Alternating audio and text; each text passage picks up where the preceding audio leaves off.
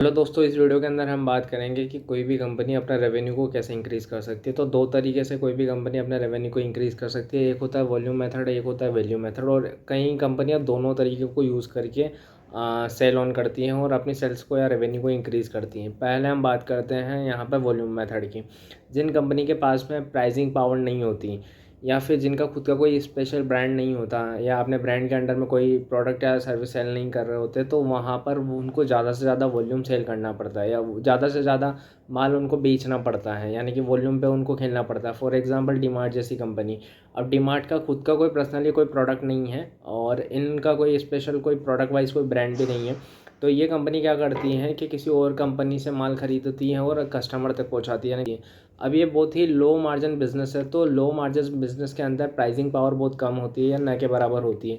तो अगर इनको अपने प्रॉफिटेबिलिटी को सस्टेनेबल रखना है या फिर इनको अपनी सेल्स को इंक्रीज़ करना है, तो इनको ज़्यादा से ज़्यादा वॉल्यूम में इनके आइटम्स को बेचना पड़ेगा। सेकंड केस की बात करते हैं वैल्यू मेथड।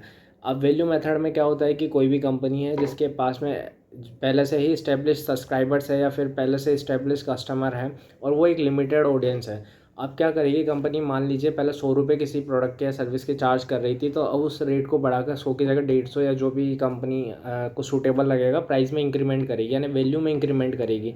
तो इस तरह का जो तरीका होता है सेल्स को इंक्रीज़ करने का या रेवेन्यू को इंक्रीज़ करने का, इसको बोला जाता है वैल्यू मेथड।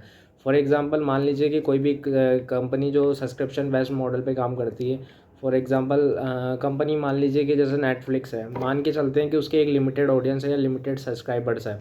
तो वो क्या करेगी, अगर उस एक लेवल है जिसके बियॉन्ड वो अगर ज़्यादा कस्टमर को एड ऑन नहीं कर पा रही, तो वो जो उनके पास पहले से इस्टेब्लिश कस्टमर हैं उनकी जो प्राइसिंग है, यानी कि जो भी उनसे वो चार्ज ले रही थी उसको वो इंक्रीज़ कर देगी, यानी कि 100 का माल है वो 150 200 या जो भी वो चाहे उसमें बेच सकती है।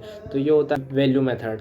और कई कंपनी होती है जो वैल्यू प्लस वॉल्यूम दोनों मेथड पे काम करती है। फॉर एग्जांपल हम बात करते हैं, जैसे कि एक कंपनी है एटूज़ इंडिया, इंडिया के अंदर लिस्टेड है। तो वो क्या करती है, लग्जरी प्रीमियम वॉचेस सेल करती है। अब ये कंपनी क्या करती है, वॉल्यूम प्लस वैल्यू, यानी कि एक तो क्वांटिटी ऑफ कस्टमर या क्वांटिटी ऑफ जो प्रोडक्ट है उसको भी सेल ज़्यादा से ज़्यादा कर रही है और हाई प्रीमियम पर या फिर हाई वैल्यू एडिशन या हाई वैल्यू पर वो बेच रही है।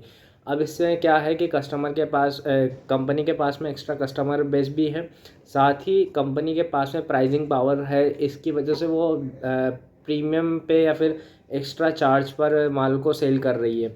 तो ये वीडियो आपको कैसी लगी है कमेंट में बताइए। Thanks for watching this video.